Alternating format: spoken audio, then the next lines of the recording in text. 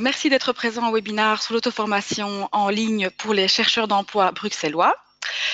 Pour ceux qui ne me connaissent pas encore, je m'appelle Stéphanie Renaud et je suis responsable pour la région de Bruxelles-Capitale au Fonds de formation pour les intérimaires. Nous collaborons depuis un petit temps avec Bruxelles Formation et aujourd'hui, nous avons l'opportunité de vous présenter toute une panoplie de formations en ligne qui sont dédiées à vos chercheurs d'emploi bruxellois. Donc ceci évidemment dans l'objectif d'augmenter leurs compétences et répondre à vos offres d'emploi. Stéphane Sève à mes côtés, chef de projet du e-learning chez Bruxelles Formation, va vous présenter l'offre en détail. Je vais donc maintenant lui passer la parole.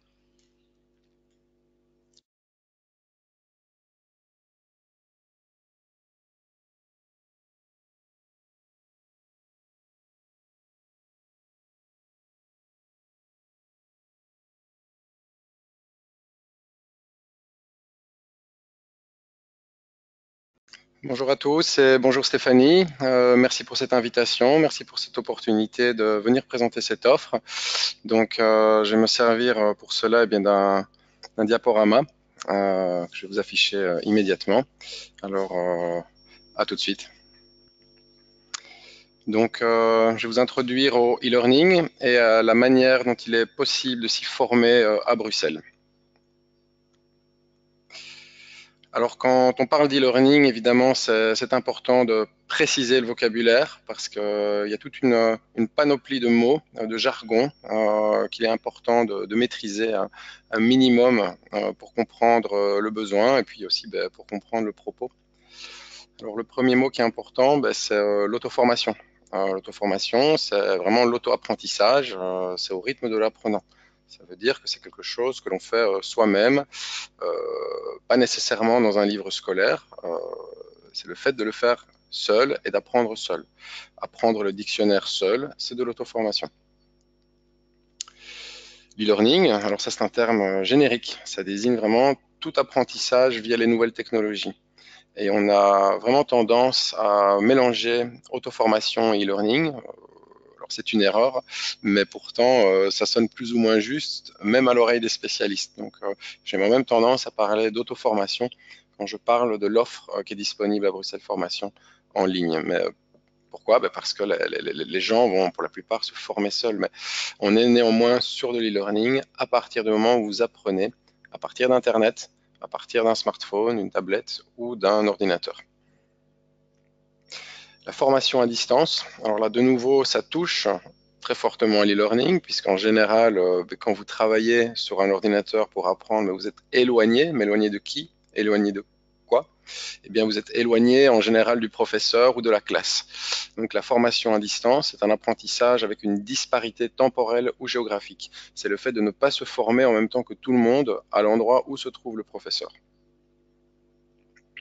Synchrone, à la différence d'asynchrone, c'est le fait d'être directement en direct avec les autres acteurs de la formation. Par exemple, si vous envoyez un email à quelqu'un pour lui donner des informations et qu'il le lit plus tard, c'est de la synchrone. Si vous communiquez avec lui directement via votre téléphone, vous êtes en synchrone. Et il y a toutes des modalités de professorat qui peuvent se faire de manière synchrone. Par exemple, si vous avez des questions, vous avez envie d'avoir une session avec un coach en ligne pour qu'il puisse vous aiguiller, vous allez veiller à faire un petit peu comme on fait aujourd'hui, un webinaire par exemple, avec deux personnes où il sera possible de poser des questions et d'y répondre. Si par contre vous rédigez toute une série de questions par email et que vous les envoyez, eh bien le coach vous répondra plus tard. On est bien dans l'asynchrone. Alors le blended learning, accolé avec l'e-learning, c'est l'utilisation conjointe de cet e-learning, donc de l'apprentissage via les nouvelles technologies, mais aussi du mode classique, du fait d'être en classe. Typiquement, on va s'en servir dans ce que l'on appelle la classe inversée, où on va demander aux personnes de travailler à l'avance via l'e-learning la théorie du cours, pour que lorsqu'ils se réunissent avec les autres apprenants et le professeur, eh bien, ils puissent voir les cas pratiques, poser des questions et donc utiliser toute la plus-value que peut apporter le fait d'être ensemble. Alors les MOOC, un terme très usité, donc ce sont les cours en ligne ouverts à tous, au MAS, qui est d'origine universitaire. Je vais revenir dessus tantôt, parce qu'il y a quelques exemples qui sont intéressants. Le Serious Game, on n'en voit pas partout, on en voit peut-être de moins en moins d'ailleurs, mais en gros, c'est un logiciel d'apprentissage ou d'entraînement à caractère ludique. C'est très bien fait pour pouvoir apprendre, justement, parce qu'on n'a pas l'impression d'apprendre quand on s'amuse. Le souci, c'est quelque chose de très cher à développer, et donc c'est pas évident à mettre en place, donc on les fouille un petit peu. Alors le coach ou le tuteur, c'est le soutien aux apprenants dans un dispositif à distance. On a tendance à éviter le mot professeur ou formateur qui se réfère vraiment à une action de classe classique en présentiel. À partir du moment où on parle de coach ou de tuteur, on en vient même des fois à envisager le rôle du professeur comme ne maîtrisant pas spécifiquement la matière, mais maîtrisant toute une série de modalités qui permettront de remotiver l'apprenant. Donc on est forcément sur un rôle qui n'est pas celui du spécialiste, mais plutôt du coach, à l'image du coach sportif, qui va peut-être pas courir en même temps que vous le 100 mètres, mais par contre qui va vous relancer pour que vous alliez plus vite.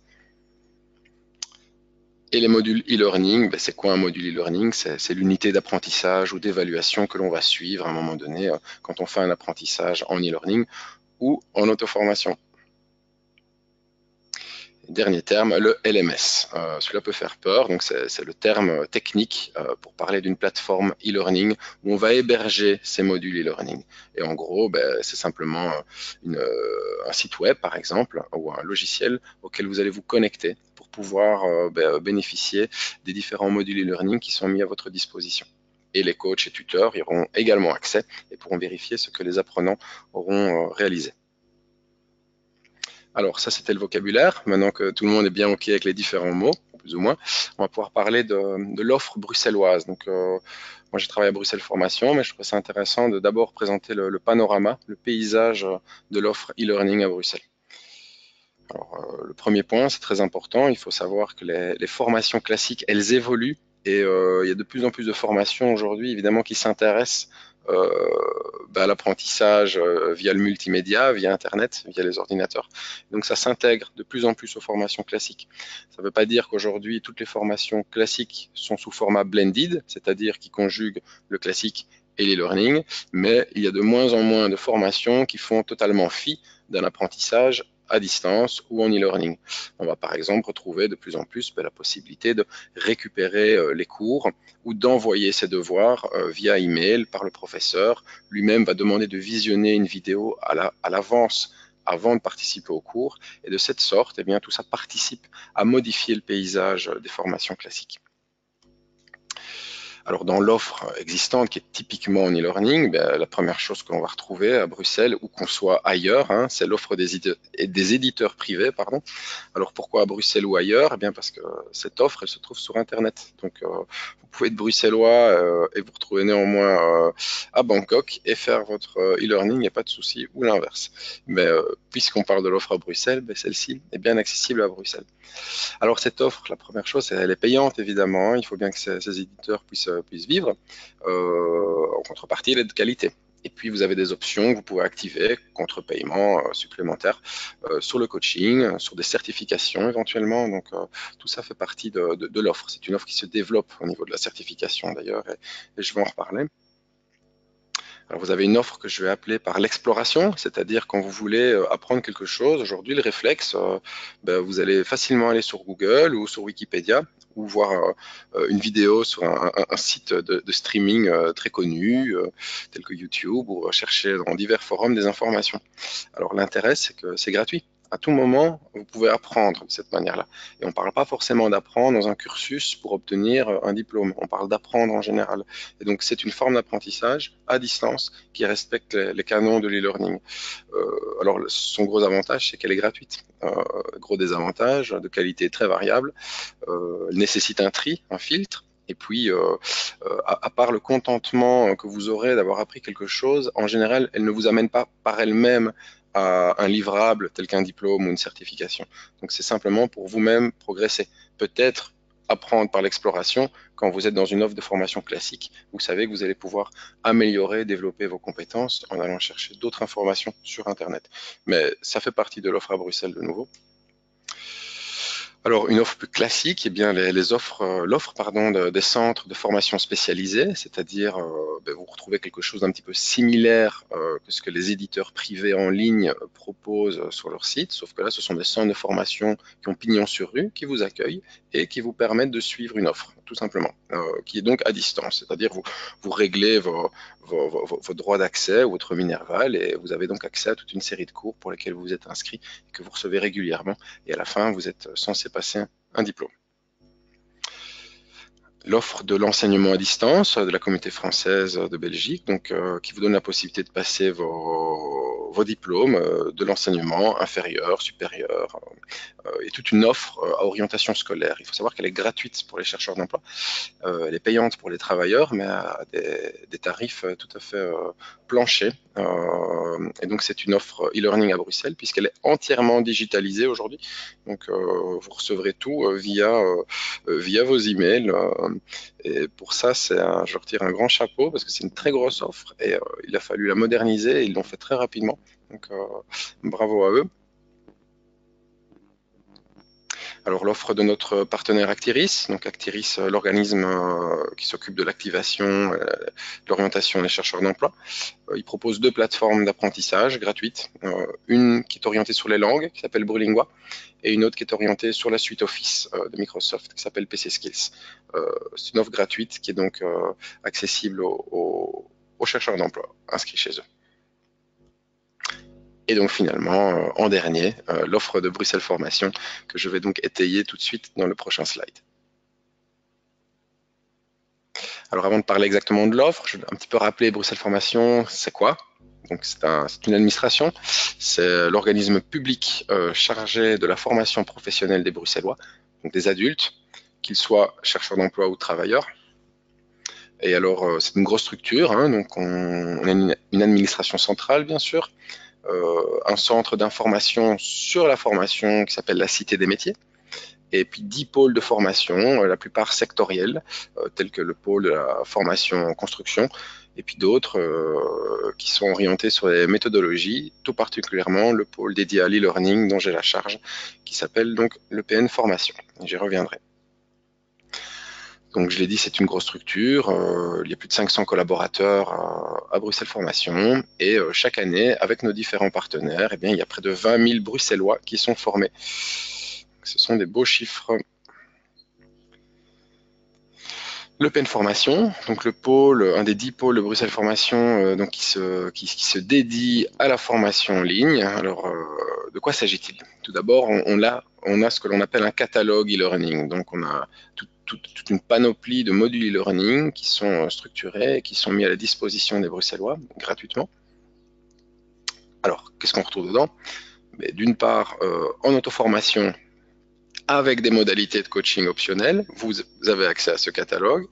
Si vous avez bien suivi le vocabulaire, ça veut dire que si vous êtes en auto-formation, eh bien vous le faites à distance, sans formateur, sans coach, mais qu'on vous donne la possibilité de le faire, au travers donc de modules e-learning, c'est-à-dire qui s'apprennent via l'ordinateur, via Internet. Et dans un second temps, on propose également des certifications. Pas dans la majorité des domaines, mais dans une grosse partie néanmoins.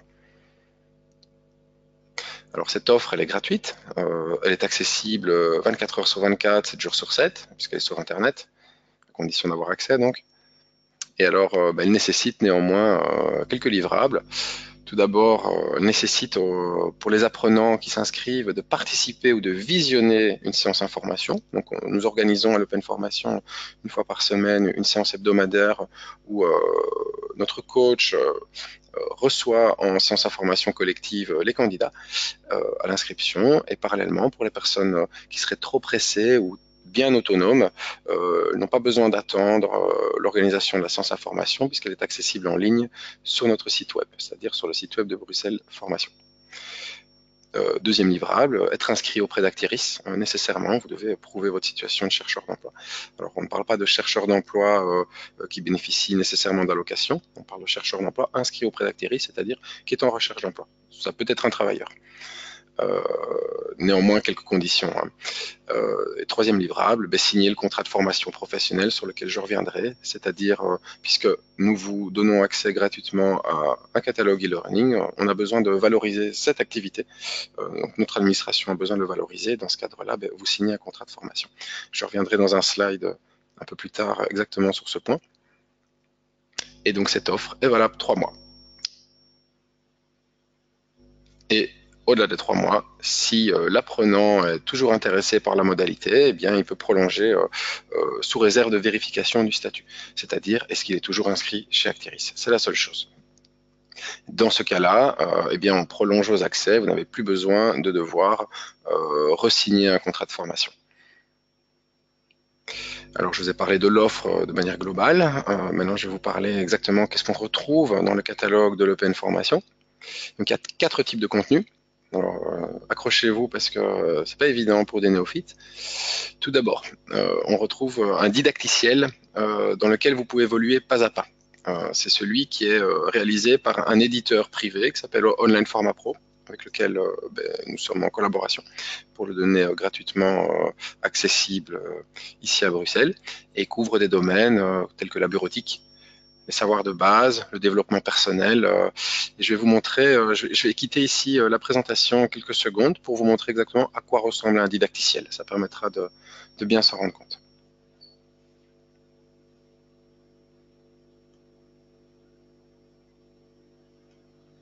Voilà, vous êtes ici dans un didacticiel consacré à Excel 2010. Et donc l'intérêt, c'est que vous êtes ici sur un petit peu comme dans un PowerPoint, où on vous présente ce que vous allez devoir faire, et on vous le dit. Vous apprendrez à saisir du contenu dans une cellule. Sur l'interface, vous avez différents chapitrages. Donc ce module-ci, on l'a dit, va vous permettre d'apprendre à saisir du contenu dans une cellule, quelque chose d'assez simple en Excel, et le tout est découpé en 4 unités d'apprentissage. La première, saisir du contenu. La deuxième, saisir des nombres. La troisième, effacer, modifier. La quatrième, saisir des dates et des heures. Alors, ce qu'il faut comprendre, c'est que ça veut dire que quelqu'un qui saurait déjà faire, par exemple, les 2 premières unités d'apprentissage, ou les aurait déjà fait, eh bien, peut faire un apprentissage individualisé. C'est-à-dire qu'il choisit lui-même de venir chercher l'information pour pouvoir effacer, modifier. Un petit peu comme quand, je vous le disais, vous faites une offre par exploration, c'est vous qui décidez d'aller chercher quelque chose sur YouTube, Wikipédia. Et bien ici, vous le faites dans un didacticiel. Si vous voulez aller plus loin, eh bien, on voit que l'interface propose un peu plus bas ici de réaliser des exercices, de passer une évaluation ou encore de bénéficier de ressources, différentes choses. Alors, on ne va pas aller si loin. Je vous propose d'aller un petit peu voir à quoi ça ressemble quand on veut saisir des nombres. Et donc, on voit qu'il y a une animation, qu'en bas à droite, on a la possibilité d'avancer, et on se retrouve effectivement ici dans le didacticiel, puisqu'on est dans un simulateur qui nous montre ici des données comme si nous étions nous-mêmes dans Excel. Et pour savoir quoi faire, eh bien, il nous le dit un peu plus bas. Dans la cellule C2, saisissez 12 800, puis appuyez sur la touche Entrée. Et donc, dans ce cadre-là, j'ai accès à l'interface, je peux moi-même cliquer.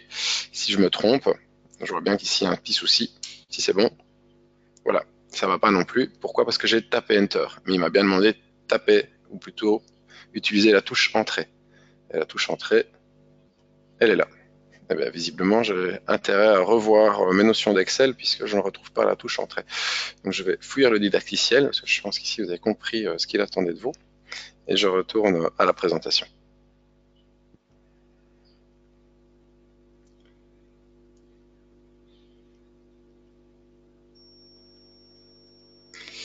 Alors, on a parlé du didacticiel, il y a également des tutoriels vidéo de notre partenaire Eleform, qui eux sont sur un type de catalogue vraiment tout à fait différent. C'est-à-dire à partir du moment où ils créent des vidéos, ils ont la possibilité de démarrer des nouveaux modules e-learning dès à présent où une nouvelle technique ou un nouveau logiciel sort. Donc ils sont très actifs. Ça veut dire que chaque semaine, vous avez 4 nouveaux modules e-learning qui sont disponibles sur leur catalogue, et par effet de boule de neige sur celui de Bruxelles Formation. Et donc là, on se retrouve sur un catalogue bien plus spécialisé qui va toucher des matières comme l'infographie, le code, développement web, dessin technique, web marketing, je vous les passe. Je vais aller vous montrer à quoi ressemblent les tutoriels vidéo, mais je vais néanmoins vous parler de deux autres types de contenus. Comme ça, je ne requitterai l'écran plus qu'une seule fois. Donc, je vais aussi parler des MOOC d'Open Classrooms. Si vous vous souvenez, on a parlé des MOOC tantôt, hein. Donc Open Classrooms a une offre plus ou moins similaire à celle d'Eleform, mais qui est vraiment centrée sur l'éthique, donc sur les technologies de l'information et de la communication, mais a aussi une manière de présenter son offre plus en rapport avec des MOOC, c'est-à-dire avec des parcours qui amènent en théorie à des certificats. Et puis, quatrième type de contenu, notre catalogue, eh bien, ce sont les certifications en ligne ou des tests, tests de positionnement sur la suite Office, OpenOffice, la suite Adobe, donc Photoshop, InDesign, sur les compétences digitales, sur le coding, HTML, Java, autres langages de programmation, donc qui permettent de vérifier les compétences techniques de l'apprenant avant l'apprentissage ou après. Et donc je vous remonte simplement un petit peu, ici je ressors de l'écran de la présentation pour vous remontrer à quoi ressemblent ces catalogues.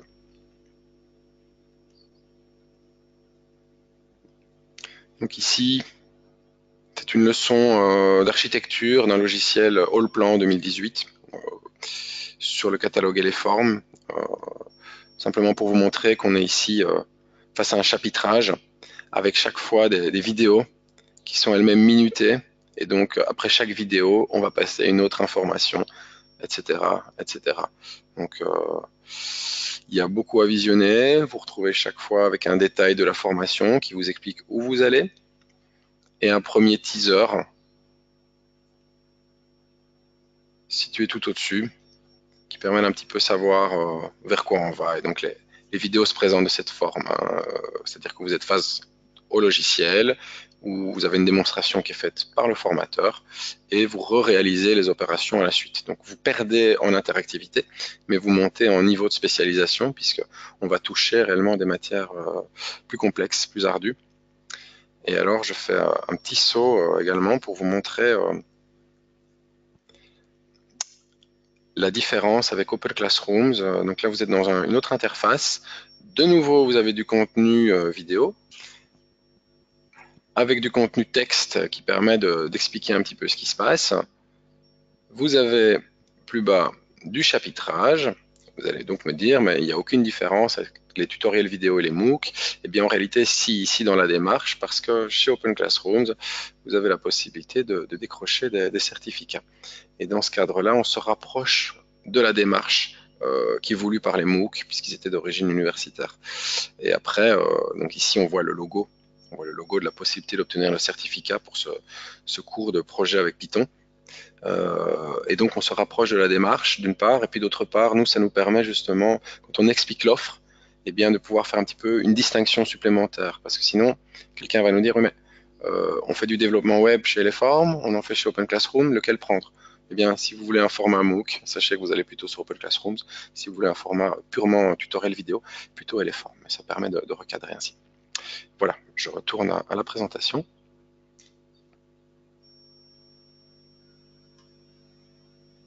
Donc on a parlé du catalogue, je vais refaire une petite synthèse là-dessus, hein, mais au préalable, je voudrais vous parler également des services annexes.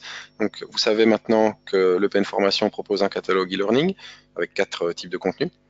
Sur le côté, on propose également un espace physique pour accueillir les stagiaires, les apprenants en auto-formation. Puisqu'on considère que les gens vont travailler à distance d'une salle de classe, eh bien, il est important de pouvoir leur fournir un endroit où ils peuvent se concentrer, un endroit où ils vont bénéficier d'un matériel informatique performant avec les logiciels qui sont en lien avec ceux proposés dans le catalogue. Et donc voilà, c'est 45 ordinateurs avec les logiciels, j'en ai parlé, une bibliothèque et des plages d'ouverture qui correspondent aux besoins, dans le sens où on est ouvert du lundi au vendredi, de 8 à 17 heures et où un animateur est disponible pour répondre aux questions. On propose également un lieu de formation. Ce sont des formations courtes, très courtes même, et à horaires décalés. Elles permettent justement à des personnes qui seraient plus ou moins à l'emploi ou en intérim de pouvoir par ailleurs se former à diverses choses. La première chose à laquelle on forme, eh bien, c'est pour les personnes qui manquent d'autonomie avec les technologies de l'information et de la communication. Et donc, ce sont des ateliers d'initiation bureautique, savoir se servir d'un PC, envoyer un email, mettre à jour son CV. Alors on est d'accord que quelqu'un qui vient chercher une auto-formation sur du développement web, normalement on n'a pas besoin de ça. Mais on a des gens qui viennent tout d'abord pour faire du français ou du calcul, parce qu'ils veulent, voilà, ils ont besoin de faire une formation chauffeur de car, et pour ça il y a d'abord du calcul à l'entrée à la formation, donc c'est important qu'ils puissent venir le faire, mais pour ça il faut savoir se servir d'une machine. Donc on commence par la base, donc on fait bénéficier ceci à nos apprenants. Et puis pour ceux qui en auraient besoin, ben, on a une offre aussi orientée sur les tests psychotechniques pour voilà, le recrutement. Donc les examens du CELOR, EPSO ou tout autre type de formation donc aux tests de recrutement. Alors je refais un petit focus sur l'offre pour être sûr que j'ai perdu personne. Donc on est ici à l'Open Formation, le PNF. On a deux types de demandes. Soit les personnes viennent se préparer à des tests psychotechniques et on les met dans des formations courtes. Soit ils ont besoin de développer leurs compétences. Et dans ce cas-là, on pose la question de l'autonomie.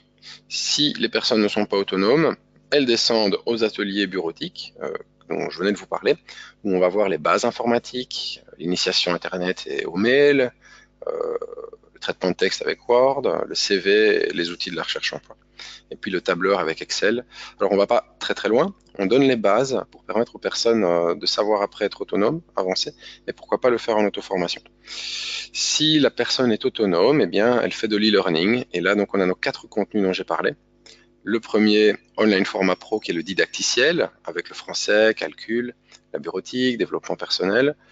Les vidéos d'Eleform, avec les modules spécialisés, l'infographie, le code, web marketing. Open Classrooms, les MOOC, donc du développement web, data science, marketing digital, toujours des matières poussées. Et puis les certifications TOSA. Je vous ai pas fait de démonstration, mais je vous les avais précisées, et donc qui touchent à la possibilité donc, de pouvoir certifier ces compétences prises en ligne sur Office, OpenOffice et Adobe.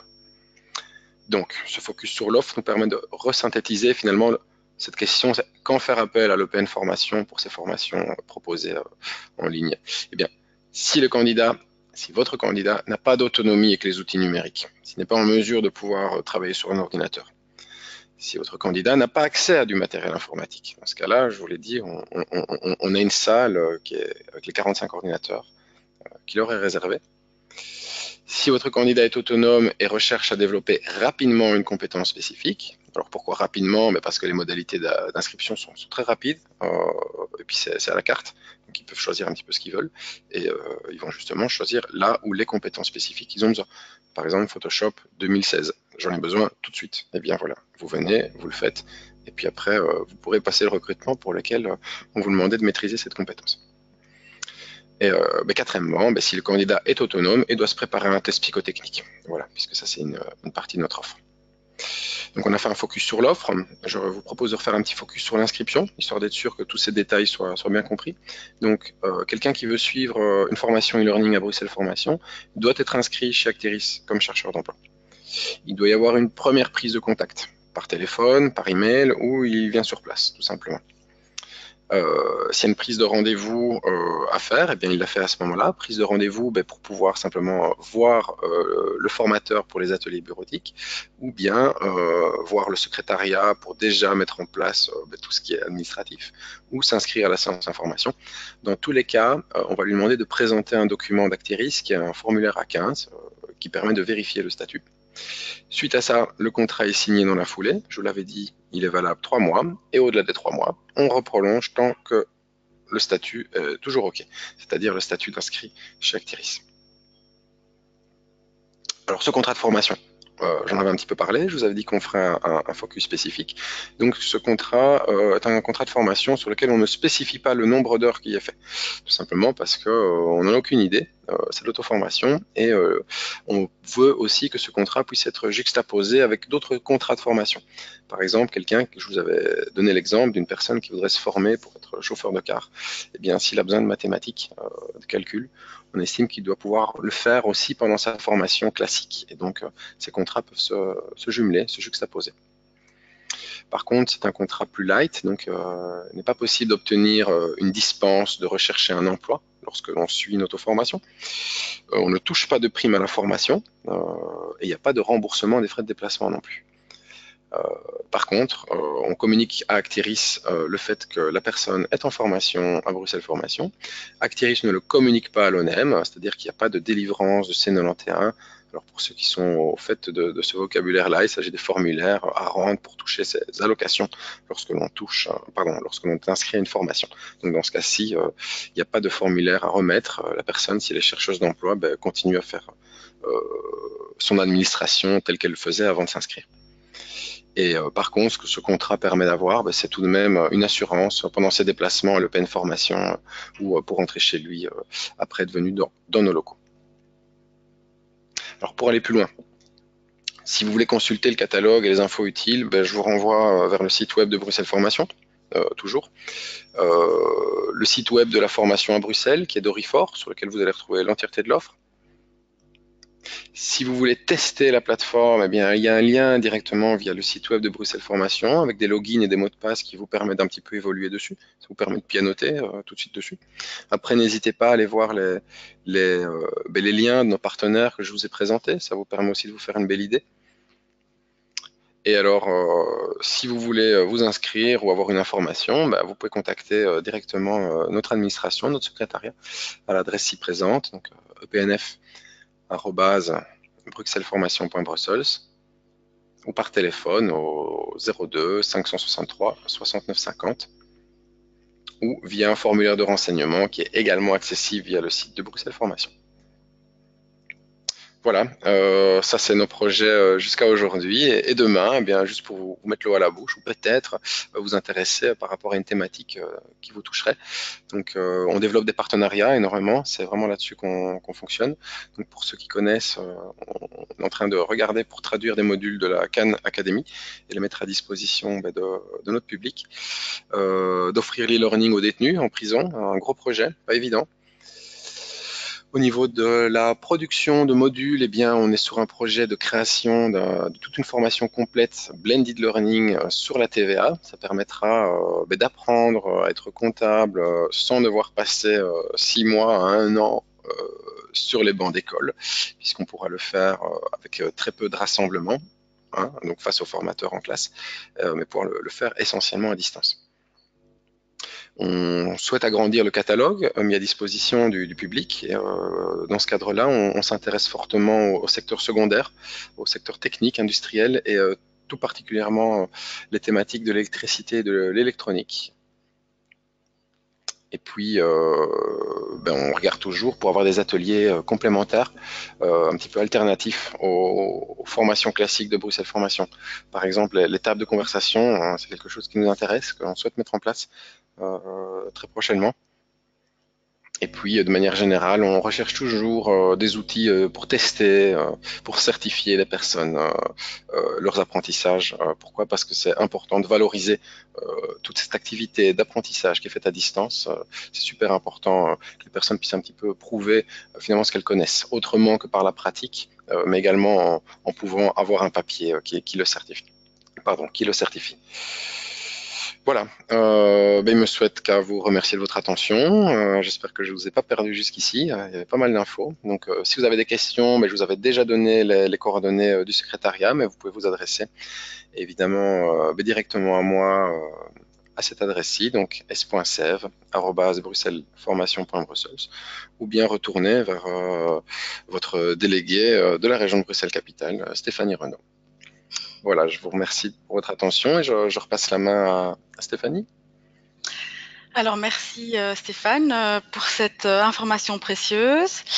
Donc en effet, vous pouvez retrouver toute cette information sur les différents sites et adresses que Stéphane vous a communiquées, mais également bien sûr sur notre site, sur le calendrier des formations. Ensuite, vous choisissez la province de Bruxelles et vous retrouvez l'offre en entier qui vous redirigera automatiquement vers les liens qui ont été présentés aujourd'hui. Entre-temps, il y a toute une série de questions pour avoir vraiment l'information toute complète. Donc Stéphane, j'espère que tu vas pouvoir nous aider. Donc, tu as parlé par exemple du module de Brulingua pour les langues, donc les chercheurs d'emploi inscrits chez Actiris, mais aussi du module PC Skills pour apprendre les modules Microsoft Office. La question est de savoir, est-ce que il y a différents niveaux qu'on peut apprendre sur ce module de PC Skills Microsoft Office, ou il s'agit vraiment que d'un niveau de base, par exemple? Non, il y a bien plusieurs niveaux, hein. On démarre avec les toutes bases. Si je prends l'exemple d'Excel de nouveau, ils vont démarrer à l'interface et terminer au tableau croisé dynamique. Donc c'est une offre qui est quand même globale et qui se rapproche de celle de Bruxelles Formation. La distinction, elle est à faire néanmoins sur la manière d'apprendre la suite Office ici, puisque l'éditeur de contenu avec lequel Acteris travaille, vous suivez la vidéo et puis vous devez reproduire. Donc, vous êtes dans le logiciel par contre aussi, hein. Chez nous, vous êtes sur un simulateur. Là, vous êtes dans le logiciel, vous regardez la vidéo et vous reproduisez tout de suite. Et il y a un petit module qui tourne derrière qui permet de vérifier si vous avez fait ce qui était demandé. Donc, c'est une pédagogie différente, mais sur sa vocation à vous amener de A à Z, c'est pareil. Vous allez vraiment vous retrouver sur quelque chose de similaire. Vous allez me dire pourquoi choisir l'un plutôt que l'autre. Je vais dire que c'est un choix. Il faut tester. Si demain vous allez voir votre conseiller emploi chez Acteris et que vous dites que vous avez un souci en Excel, il va naturellement vous proposer PC Skills. N'hésitez pas à tester. Si ça vous convient pas, vous allez un peu plus loin à Bruxelles Formation où on va prendre cela en charge d'une manière différente et pour laquelle c'est notre core business, dans le sens où ce que nous faisons, c'est former les gens.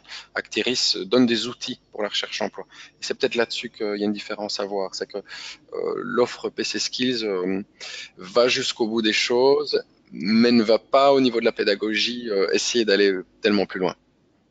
Ok. J'ai compris évidemment que tous ces modules d'e-learning ou à distance offrent évidemment une flexibilité importante et donc peuvent vraiment bien correspondre au secteur de l'intérim.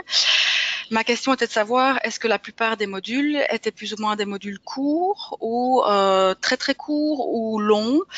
Est-ce qu'il y aurait une tranche, une moyenne d'heures ou de jours, plus ou moins pour les modules en général?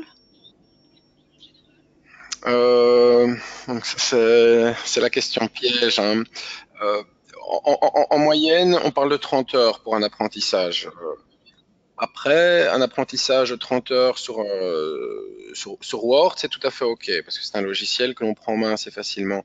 Si on parle de 30 heures sur un logiciel tel AutoCAD, en 30 heures, on aura vu l'intégralité, mais on va avoir besoin de se former beaucoup plus, de pratiquer beaucoup plus. Et donc, on en arrive à c'est une échelle que vous pouvez retrouver sur Internet si vous vous intéressez à ça, mais on considère qu'il faut travailler 3 fois plus par la pratique donc que ce que la théorie vous demande de faire au travers de l'apprentissage e-learning. Donc il faudrait consacrer une centaine d'heures pour maîtriser AutoCAD. Après, tout dépend du niveau de base que l'on possède. Et de nouveau, vous avez pu le voir, que l'on soit dans le didacticiel ou dans les tutoriels vidéo, on choisit le module e-learning au niveau le plus fin, au niveau du grain. Donc, qu'est-ce que je veux savoir? Est-ce que je veux connaître tout AutoCAD, tout Excel, tout Word? Non, je veux juste savoir faire les tableaux croisés dynamiques en Excel. Eh bien, ça va peut-être me prendre juste 10 minutes. Dépendant de mes capacités également. Mais c'est difficile à dire. Mais en général, on passe toute une vie à apprendre. Ok. Je comprends aussi que un login permet d'avoir vraiment l'accès à tout le catalogue complet. Donc, si on est intéressé par un module Excel, ça ne veut pas dire qu'on n'a pas accès à d'autres modules. Oui, tout à fait. Alors, il y a deux choses, hein. Donc, c'est un catalogue à la carte qui permet à nos apprenants vraiment de venir avec un besoin. Celui d'Excel, par exemple, avec quelque chose qui est peut-être aux antipodes, un logiciel de retouche photo, par exemple. Donc, il n'y a pas de souci, on donne accès à tout. Mais il y a un entretien pédagogique qui se fait toujours au démarrage. Pourquoi? Parce que on prend un petit peu l'exemple du buffet, mangez ce que vous voulez. Si vous arrivez, que vous commencez à vous servir et vous repartez avec une grosse assiette, d'une part, il y a des chances que vous n'alliez pas jusqu'au bout du buffet chercher peut-être ce qu'il y avait de meilleur à manger. Et puis, vous aurez peut-être un souci de digestion aussi, parce que vous avez trop pris, vous avez eu les yeux plus gros que le ventre. Et donc, on pense sincèrement qu'il faut essayer de se focaliser sur l'un ou l'autre type de module. Donc, fondamentalement, vous avez accès à tout, mais on vous filtre via cet entretien pour vous permettre de bien vous focaliser sur votre besoin, parce que si vous avez des objectifs que vous ne pouvez pas atteindre, vous allez vous démoraliser. Et dans l'e-learning, c'est quelque chose dont j'ai pas parlé, mais la démotivation, c'est très important, puisque si vous n'avez pas de coach derrière vous, si vous n'avez pas une classe avec des amis avec lesquels vous allez au cours, c'est difficile. C'est pour ça que quand vous avez un format court, par exemple, je dois juste revoir Excel, ça va me prendre 30 heures, ça marche très bien. Si vous voulez apprendre à devenir infographiste de A à Z en e-learning, il faut s'accrocher. Tout ça pour dire que donc on essaye vraiment de cadrer la demande de l'apprenant avec quelque chose de réaliste. Ok. Mais imaginons, on a un focus sur un module Excel, notre login est valable 3 mois. Ce n'est pas pour autant qu'on peut très bien faire une demande un peu différente un mois après pour un module complètement autre. Tout à fait. Du jour au lendemain, on peut changer son fusil d'épaule ou avoir plus d'envie. On n'est pas là non plus pour bloquer. On est là pour guider, tout simplement. Ok.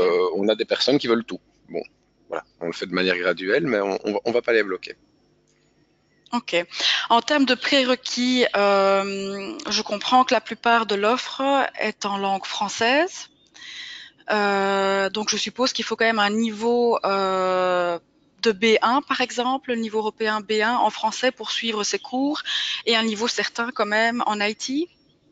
Euh, Dépendant des modules, hein. Donc sur le niveau B1, par exemple, si vous êtes dans le didacticiel ou sur Open Classrooms, vous avez des sous-titres constamment. Donc vous pouvez même être éventuellement un niveau peut-être en dessous, à voir, mais ça peut être suffisant puisque vous pouvez lire en plus, ça peut aider. Sur l'offre d'Eleform, vous n'avez pas de sous-titres, donc faut être en mesure de pouvoir avoir la bonne oreille. Et alors le niveau IT, oui, en tout cas il faut un sens logique dès que vous touchez à des matières orientées IT. Si vous vous intéressez simplement à faire du management ou dans un autre niveau du français du calcul, finalement, la seule compétence IT nécessaire, c'est celle de savoir allumer son ordinateur, se connecter à Internet, à la plateforme et rentrer ses logins. Après, il vous faut pas tellement plus. Mhm. Vous avez quand même des offres de formation en néerlandais ou en anglais? Il y a une petite partie de l'offre qui est déclinée dans d'autres langues. C'est le cas de nos certificats aussi. Il faut savoir que l'offre d'Actiris, donc Brulingua, est l'offre de Bruxelles Formation également pour l'apprentissage des langues en ligne. On est partenaire sur ce projet-là. Et alors, l'offre PC Skills, et ça c'est une plus-value, une valeur ajoutée par rapport à ce que nous on propose, c'est que vous pouvez apprendre la suite Office en français, en néerlandais et en anglais via cette offre-là. Si par contre vous venez me demander est-ce que vous avez du développement web en espagnol ou en anglais, là on n'a pas grand-chose malheureusement. Cependant, le catalogue d'Open Classrooms est un catalogue qui se traduit graduellement vers d'autres langues, dont l'anglais et l'espagnol justement. Ok. Et donc à la demande, on est en mesure de regarder, de vérifier ce que l'on a. Et sur le côté, nos coachs comment dire, compilent toute une série de sites et d'informations gratuites. Des sites d'auto-apprentissage à distance, hein, donc, qui peuvent être donnés aux apprenants afin qu'ils puissent aussi sortir du canal de ce que nous on propose. Finalement, l'offre que nous on a, c'est un catalyseur, mais on sait que les gens vont aller apprendre au-delà. Donc c'est pas grave qu'ils aillent voir quelque chose d'autre et on n'hésite pas à les renseigner et également sur des sites étrangers. Donc. Ok. Donc sur les formes, il n'y avait pas de sous-titres, mais en général, donc il y a toujours le son et des sous-titres, ce qui permet aussi, par exemple, au public handicapé de suivre plus facilement aussi les cours et à leur rythme. Donc ça aussi, je trouvais que c'est quelque chose à accentuer parce qu'il n'est pas toujours facile de trouver des formations spécifiques pour des personnes qui ont certaines difficultés, que ce soit de concentration, que ce soit auditif ou à l'inverse visuel. Donc ça, c'était aussi un point positif que j'avais retenu. Justement, quand il y a des nouveautés, par exemple un cours qui se développe en espagnol ou des nouveaux modules qui se développent, comment est-ce que l'apprenant est mis au courant? Il reçoit un email ou simplement il doit consulter par lui-même la plateforme? Ça dépend. Nouveau, comme vous l'avez vu, on est partenaire de quatre éditeurs privés. Donc, en fonction de la modalité de mise à jour, il y a des choses qui vont se faire. Par exemple, les personnes qui se sont inscrites à un profil de type infographiste, dès à présent, si Eleform met son catalogue à jour, ils vont recevoir une notification pour leur signifier que il y a voilà, tel et tel module qui sont accessibles.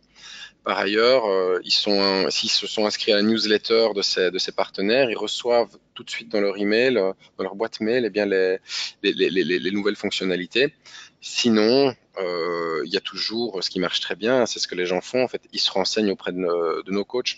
Et par là, en posant leurs questions, ben, le coach qui fait sa veille, qui est au courant de ce que l'on intègre, les renseigne. Mais on n'a pas un canal spécifique qui permet d'intégrer quelque chose de neuf et de préciser de manière officielle à chacun ce que l'on fait.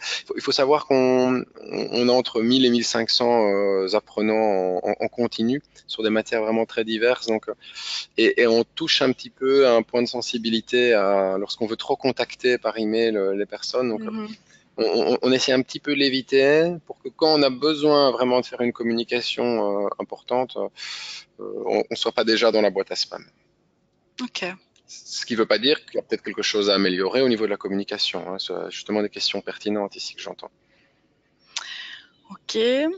Je comprends également que le candidat, donc le chercheur d'emploi, directement s'inscrit via vos formulaires, via un entretien, via un lien. Mais ici, dans le cadre du secteur de l'intérim, je suppose qu'une agence de travail intérimaire peut directement, après avoir eu l'accord évidemment de son candidat, inscrire le candidat également, hein. Donc ça ne change rien. Mais alors informer le candidat qui doit se présenter pour une séance d'information ou pour un petit entretien. C'est Oui, correct? Mhm. oui, tout à Ok. fait, Stéphanie, c'est correct. Et par ailleurs, avec plusieurs partenaires de formation bruxellois, on procède également à des inscriptions groupées, dans le sens où ils nous envoient les coordonnées de la dizaine ou trentaine de personnes à inscrire. On programme le tout, on donne les accès, on envoie les courriers par la poste, ils les signent, ils nous les renvoient. On peut vraiment décentraliser un maximum l'administration, tout ça. Mais tout est Ok. possible. Ok, donc ça c'est aussi intéressant pour les agences qui n'auraient pas forcément le temps de le faire à la place de leur candidat, parce que c'est toujours mieux évidemment d'avoir un certain contrôle et donc de pouvoir vous demander évidemment un support administratif à ce niveau-là. Lorsque le candidat reçoit son login pour 3 mois, il est donc chercheur d'emploi. Si entre-temps il obtient un travail, je suppose que le login reste actif. Oui, le login reste actif. Ok. Donc ça, c'est aussi important de savoir qu'évidemment, une fois que la personne a quand même trouvé un job ou bien a eu une mission même de quelques heures ou de quelques jours, ça n'empêche pas évidemment de continuer de se former sur les jours ou les 1, 2, 3 mois restants. Ok. Justement, concernant ces inscriptions, il est parfois souhaitable que l'agence de travail intérimaire puisse avoir une vue sur le suivi du nombre d'heures et sur l'évaluation, les résultats des différents tests que leurs candidats passent sur ces différentes plateformes. Comment est-ce que cela peut se faire? Alors le candidat a directement la possibilité d'avoir un rapport et ses statistiques et peut l'envoyer à son agence, ou l'agence peut simplement vous contacter et vous offrir l'information à l'agence, ou ça doit passer automatiquement évidemment par l'accord du candidat. Euh, Non, tout ce que vous avez cité existe en réalité. Donc, chaque candidat, au travers du LMS, hein, si vous vous souvenez de ce nom un peu barbare dont j'ai parlé dans le vocabulaire, a la possibilité d'exporter finalement ce qu'il a réalisé. Et, sous un format convivial, il y a un document qui peut être présenté. Nous-mêmes, on a accès à ce qu'on appelle le reporting, donc l'activité qui a été réalisée par les apprenants. On y a accès, on est tout à fait en mesure de pouvoir l'exporter. Alors, est-ce qu'on est en droit de l'exporter pour l'envoyer à une société tierce? Bon, mais là, il y a peut-être quelque chose à clarifier, Mhm. éventuellement entre l'agence et le candidat. Néanmoins, il n'y a pas de données à caractère sensible là-dessus, puisque c'est uniquement des temps de connexion et des réalisations en termes de pourcentage qui sont donnés.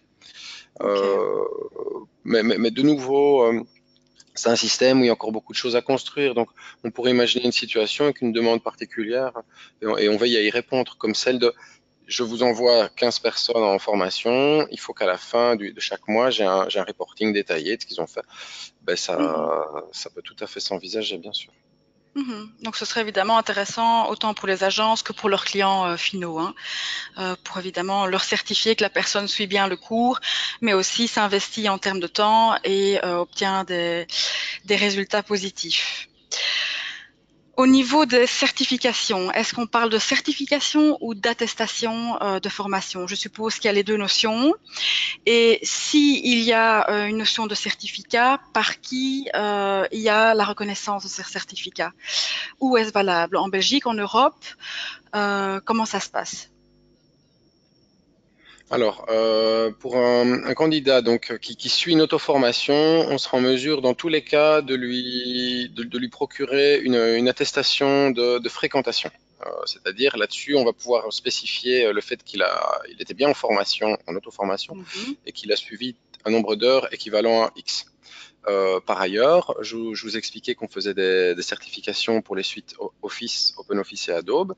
Dans ce cadre-là, on est tout à fait en mesure donc de délivrer ce certificat, qui est un certificat international, qui est le certificat TOSA, auquel on va adjoindre tout prochainement un certificat Bruxelles Formation, qui spécifierait en plus que Bruxelles Formation reconnaît le certificat. Et par ailleurs, vous avez l'offre d'Open Classrooms, en plus, pour laquelle les certificats sont tout à fait obtenables. Alors, le souci de ces certificats-là, par contre, c'est il y a un certain niveau de certificat qui est celui que nous, on fournit gratuitement à nos apprenants. C'est-à-dire qu'on fournit l'accès à Open Classroom gratuitement et au travers de chaque cours, un certificat est obtenable.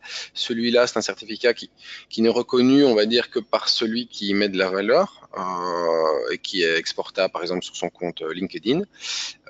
Et puis, il délivre également des diplômes. Mais nous, on ne fournit pas ce diplôme dans le sens où, d'une part, c'est un diplôme qui ne s'obtient qu'après paiement d'un cours donc, pour lequel nous, on ne participe pas. Donc, on offre avec Open Classroom la possibilité de suivre tous les cours et d'obtenir les premiers niveaux de certificat. Mais l'offre de diplôme à proprement parler d'Open Classroom est réservée pour les personnes qui ont suivi un certain module et dans un certain ordre et ont remis des travaux. Ce qui nécessite un paiement d'un minéral supplémentaire que l'on ne fournit pas. Ce qu'il faut savoir également, c'est que ces diplômes sont actuellement reconnus en France, mais pas reconnus en Belgique. Donc, ils existent. Ils sont a priori réalisables par quelqu'un qui ferait de l'e-learning à Bruxelles, mais ici, on a quelque chose de différent, hein, un peu plus touchy. Mhm. Donc, je dirais à une agence qui est intéressée, si votre candidat touche aux matières telles que la suite Office, suite Adobe, suite OpenOffice, ça, on peut vous le certifier d'une manière vraiment très propre, très nette. Ok. Et donc, évidemment, là, on encourage tous les chercheurs d'emploi à insérer leurs attestations et leurs certifications dans leur phare de CV, lettre de motivation, et donc dans le dossier et la base de données des agences de travail intérimaire. Est-ce que toute l'offre que tu nous as présentée aujourd'hui est accessible sur tablette et smartphone? Grosso modo, oui. Il faut juste savoir que, d'une part, la certification TOSA ne se passe que sur ordinateur. Donc, c'est pas une offre à proprement parler d'apprentissage e-learning, mais on ne peut pas passer un certificat via smartphone ou tablette. Il faut être dans notre salle informatique parce voilà, c'est un centre agréé Et donc, ça, c'est une partie de l'offre qui en est exclue. Et une partie, donc le didacticiel en Format Pro fonctionne sur tablette, mais attention qu'il y a une partie du catalogue euh, qui est en flash et qui donc peut poser problème sur tablette ou smartphone si vous n'avez pas le bon navigateur. Donc, on précise à nos apprenants d'utiliser un navigateur spécifique qui accepte le flash au cas où il nous explique qu'il voudrait travailler sur tablette. Il faut juste savoir que les contenus du didacticiel, en général, ben, comment dire, on va apprendre Excel à travailler dans Excel. Donc une tablette n'est pas tellement le support adéquat. Ou quelqu'un qui vient faire de la dactylographie, c'est la même chose. En général, on n'a pas de souci.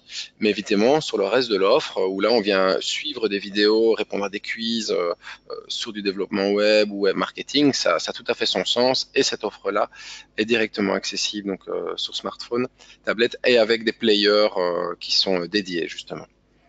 Ok. Alors, j'ai une dernière petite question. Quand on parlait d'espace public pour accueillir les apprentis, enfin les apprenants plutôt, et le lieu de formation en tant que tel, à quelle adresse ces candidats doivent se rendre? Oui, place Rogier. Donc on est au boulevard Adolphe Max, numéro 157, place Rogier, c'est 1000 Bruxelles, donc très central. Station de métro, de train, de tram, de bus, euh, centre commercial, assez bien situé, assez central. Mais donc Ouais, c'est là-bas. Et pratique. sinon, la cité des métiers située au bas de la tour Actiris, la tour Astro, place Madou, évidemment, on renseignera toujours vers le pleine formation. Donc, le site web de Bruxelles Formation vous permet également de retrouver l'adresse, ainsi que Dorifor. Ok. Pour les questions, c'est tout. Je te remercie encore Stéphane pour cette présentation détaillée et de qualité. Merci à tous pour votre attention. Vous pouvez retrouver encore aujourd'hui l'enregistrement du webinar sur le site du FFI, ainsi que la présentation de Stéphane. Et donc là, c'est vraiment sur notre onglet e-learning où vous allez revoir tous les webinars en français. Et si vous avez des questions, vous pouvez donc toujours contacter directement Stéphane à son adresse email ou me contacter directement également sur mon adresse email, donc stephanie.renaud@vfu-ffi.be, ou vous pouvez retrouver mes coordonnées également sur notre site du FFI, directement dans l'onglet de Qui sommes-nous.